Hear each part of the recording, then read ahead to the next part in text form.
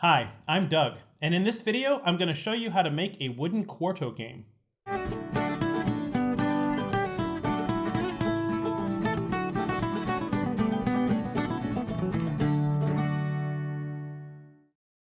Quarto is a game that involves 16 pieces. Each piece shares a characteristic with 7 other pieces. So you have tall and short, dark and light, round and square, and so on. The goal is to get 4 in a row or diagonally of any one characteristic. So all the talls in a row, or all the shorts, or all the rounds, or all the square. And the only catch to this game is that you don't pick the piece you play, you pick a piece your opponent plays, and then after they play, they pick the piece for you, and so forth. The first time I heard about Quarto was when I watched a video by Bob over at I Like to Make Stuff.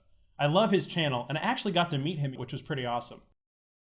We've been playing it since Christmas, and it's a favorite of our family. My son, who's 9, enjoys playing it with me, and I don't always win. So I like that as well, is that the adults can play, but the kids can play and still have a chance of winning. For the game pieces, my process is almost identical to Bob's. But for the game board, he used a CNC, and I use a hole saw, a template, and a drill press, and you'll see how I do that in this video. If you want to see how I made it, let's get started. To make the game pieces, you will need to mill up 4 pieces of wood that are about 1 inch square and around 14 inches long. 2 of the pieces should provide a sufficient contrast to the other pieces. Now, while I was filming this, I was actually making 2 sets of pieces, so you'll see 8 pieces of wood in 4 different colors. Hope that doesn't throw you off too much. Of those 4 pieces, we need to take 1 of each color and turn it into a dowel. Now, there are many ways to accomplish this, but I'm using a 1/2 inch roundover bit on the router table to make mine round. Because the stock is 1 inch square, taking a 1/2 inch off all 4 corners will leave me with a round dowel.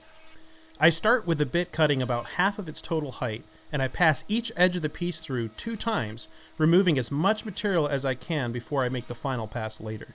If you use this method of rounding the dowels, be sure to have a good hold of the material at all times, as it could rotate and be shot off the table if you aren't careful. Here's what they look like after this first pass. Next, I raised the bit to full height, and it took a few tries to get it just right, and cut the final roundover on all 4 edges. And just like that, I have 4 dowels ready for the next step. At this point, you should have 2 dowel blanks, each of a different color, and 2 square blanks, also of different colors. Over at the table saw, set a stop block at 3.5 inches. After squaring up the ends, cut 2 pieces off of each blank. You'll now have 8 pieces, 4 round, 4 square, 4 dark, and 4 light. Next, set the stop block to 2.5 inches and cut 2 pieces off of each of the remaining blanks. This will give you the 16 pieces that you'll need for your Quarto set. This is a good point to spend some time sanding your pieces, rounding over the sharp edges on the square pieces and removing any marks from the router on the round pieces. I also hit the ends of the pieces at this point to kind of smooth them up as well. Out of our 16 pieces, 8 will receive a hole in the top. Currently, you have 2 of each type of piece, so set 1 of each type aside and we'll drill the remaining pieces. I've made several of these sets, and each time I use a different marking method. This time I used a marking gauge, which proved to be a great way to mark the center without making a special jig. Using an awl, make an indent in the center of the pieces. This will help guide the Forstner bit over at the drill press. After looking at my options, I ended up using a 5/8 Forstner bit and drilling down about 3/8 of an inch. I used the depth stop on the drill, so I didn't drill too deep, and the pieces were uniform when they're finished. Take great care to drill centered holes. It's not as noticeable on the square pieces, but the round ones you'll notice if they're a little off center.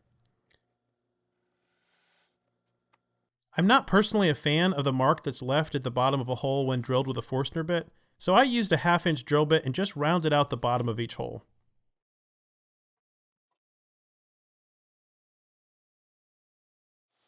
I did some more sanding on the belt sander, lightly rounding the top and bottom of the pieces, and off camera I did some final touch-up sanding before I applied the finish.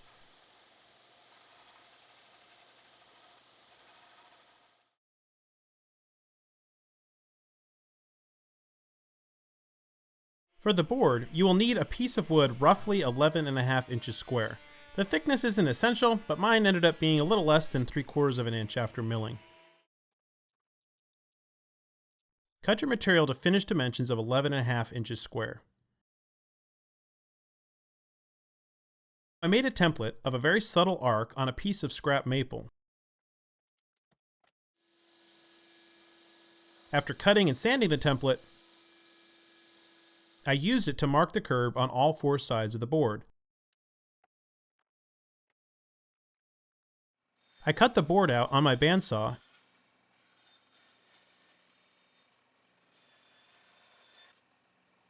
and sanded to the line over at the disc sander.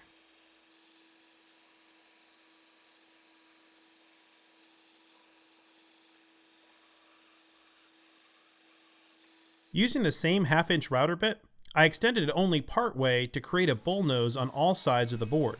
I ended up having to raise the bit up a little bit more and hit all the sides again to get the effect I wanted.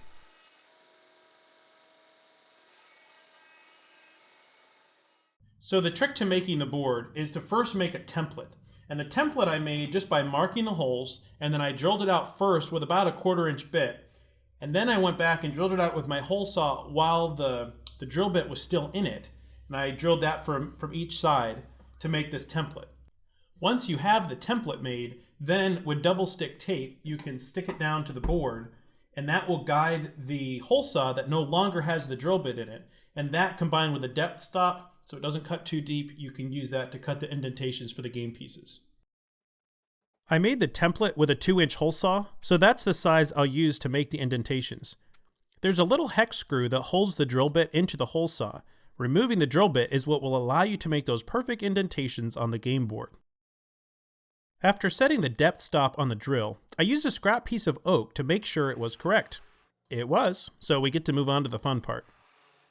Very slowly guide the drill into each hole in the template. You may want to clamp the board down, but I found I had plenty of leverage.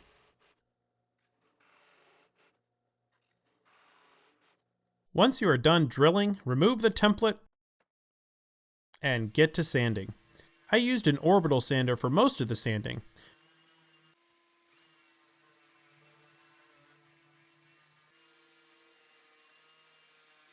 For the indentations, I used a small piece of sandpaper.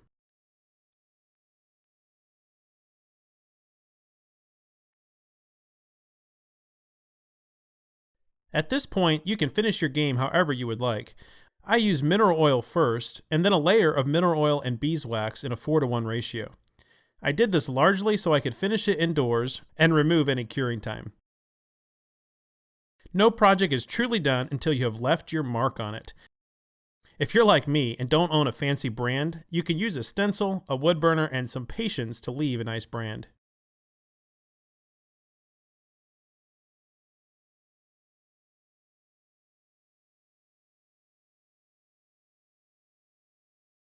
Overall, this is a straightforward project that results in a really fun game.